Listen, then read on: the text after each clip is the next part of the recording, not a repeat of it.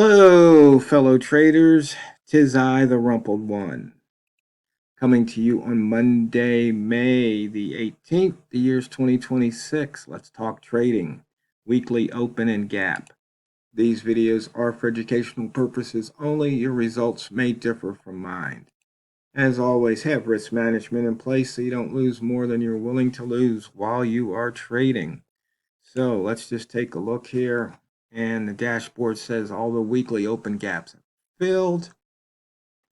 The pound is 74 pips. Now 75 above the weekly open. 8 pips off the high, 93 off the low.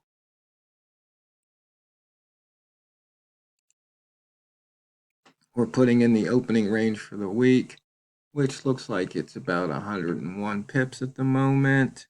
We're below the opening range for the year and the opening range for the month. Notice we still haven't moved the needle on the yearly range, and we are 63 pips below that yearly open, 474 off the high and 235 off the low. We broke out of the inside bars last week, so we're below the daily, weekly, and monthly inside bar. Notice, are we going to make an outside bar? Let's see. 34.031, 34.04, almost an outside bar this week. Well, that's actually outside bar for the day, not for the week. 101 pips of range. The beast, the pound yen, leading the pack with 164. Dollar yen's only 57 pips. Wow. No action on dollar yen.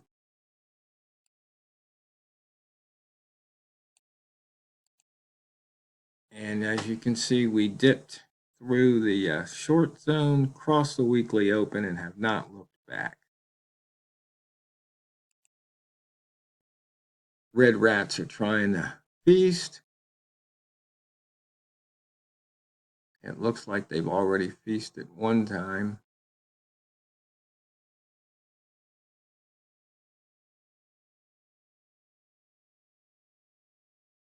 And as you can see, putting in new highs, changing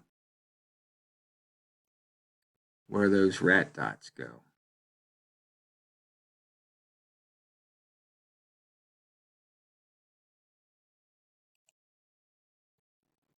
Bambino Flex said to go short. Bias near R1 was short. It looks like that did pay out, but near the pivot did not. Bias near S1 was long. We didn't quite get to S1.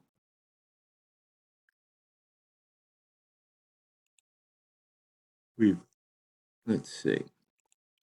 Let's go this way. We've taken out the monthly pivot. We have not taken out this week's pivot yet. And we've taken out today's pivot. In and out of that upper wick zone, there wasn't much of a lower wick zone. It just crisscrossed and it's pretty much a line there.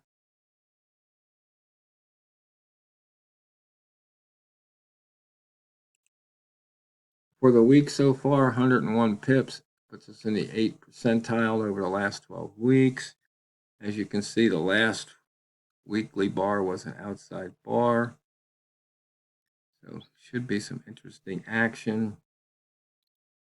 We have not broken out of the previous high. We broke out of the previous low by 13 pips.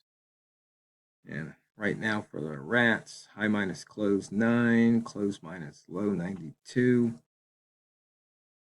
Weekly open crossover to the north, high minus open 84, and to the south, open minus low 17. On the simple price action chart, you can see we've kind of doing the wave thing going up, zigzag, higher highs and higher lows.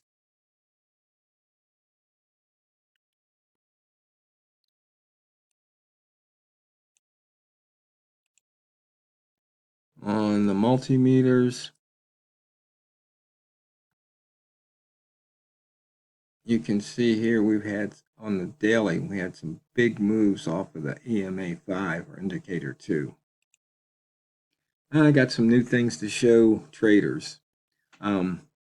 This is the price state dashboard, and then this is the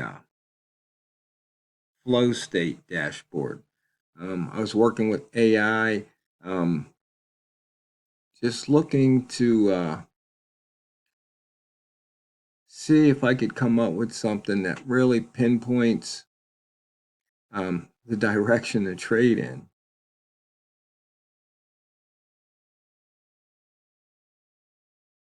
And this kind of gives a little some play-by-play when these values change here. So you can see the trend is up, but for some reason on H1 and H4, they say it's down. I think if you look at it,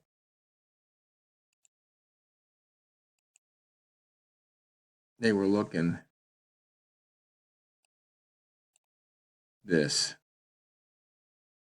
I believe it uses about 50 bars to determine the trend. I don't remember. But it talks about, the state, what direction, whether or not you're breaking out, whether or not it's a pullback, whether you're sweeping liquidity. I added this one, the wick zone and the action that you should take. And every now and then you do get signals here. And I think this, when enough things have to line up, that's usually for longer term trades, not so much in the short term. You're just looking to make a couple of pips. And the flow state has things, are we in compression? And we have sweep, displacement here, and the ATR, and whether or not it's flipping or if it's, and that's little flip-flops, reversing, pullbacks, and birth and death, which is the beginning of a trend and the end of a trend. And once again, you get a signal. And these are all going to be 2026 donationals. And then I've got something I've been using a lot is the strength. Kind of going back, we used to do a lot of strength stuff back around in the early 2000s, or was it mid to late 2000s, I think, when I shifted over to FOREX. But what I came up with, though, was talking about trends or biases, and I was looking at the monthly chart, and I saw something. Let's just shift over here. Notice what happens when the price turns on the monthly. It's almost, especially if it's making a top and turns, makes a bottom and turns. And like here, it's almost like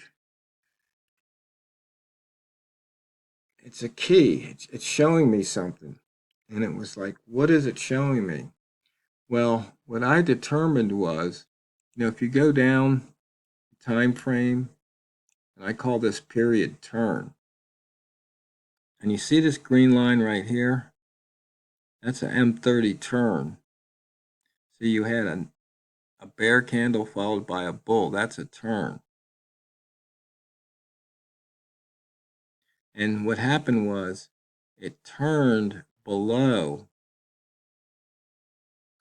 the previous week's close here.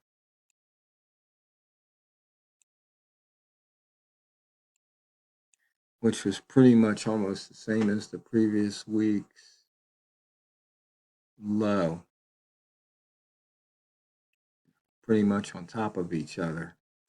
And so price turned below those levels. And so then it went back into the wick zone and then up and through. So what I'm looking for is a price turn either below the previous period's low or above the previous period's high, because that's saying, hey, we've exhausted the move and look for it to go back down or back up. Back down from the high, back up from the low. And so you see here, that was a pretty good prediction of what was going to happen. Or that would have been a great entry. Be up 80 some pips. And then what happens is it starts looking at the weekly turn. That's what I'm looking for, is turns below that weekly low or above that previous week's high. And so here, M1 turned, M5 turned, M15 turned, M30 turned, H1 turned, but H4 didn't. So you've got those 5 lower time frames all turning. In this case, below last week's low. So it's like, hey, what's that saying? It's saying price wants to go up. And then down here, I have what I call my strength scope, which is the strength meter or formula, and I look at it across 3 periods of or 3 bar lengths. So we got 13 bars, 20 bars, and 34 bars. So that's a 3 ball, that's a 2 ball, and that's kind of in between. And that was the basic 20 is what was the basic number. And what I did was I ran the indicator through AI and said, hey, what's the optimum settings? I ran it through, I think, 3 or 4 AIs, and a couple of them said 13. I think one of them said 34. Most of them said somewhere between 18 and 22. So that's why I've got these numbers. Of course, they're soft coded, so you can put whatever it is. And if you've got a broker that uses a suffix, you have to put that in. And because usually what happens is there's 7 pairs that it looks at, the majors, to get the strength calculation is the dollar strengthening or weakening. And when I start seeing it peaking at 6, then I know, oh, I must have forgot to put in the suffix. Oh, wait a minute.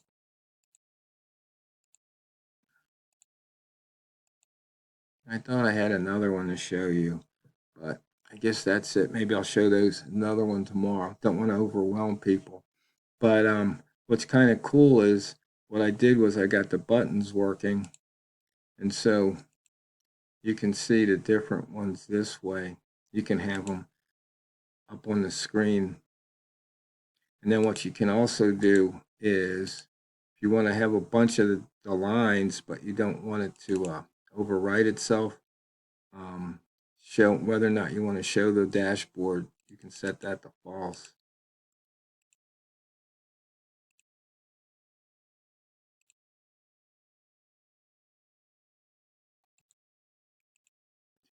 And then one more, show board false.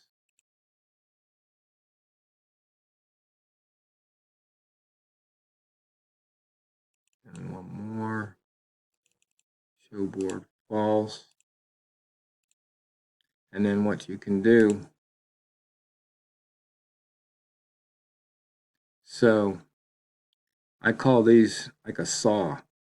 If you want to turn things on, you press the green button. You want to turn it off, you press the red button.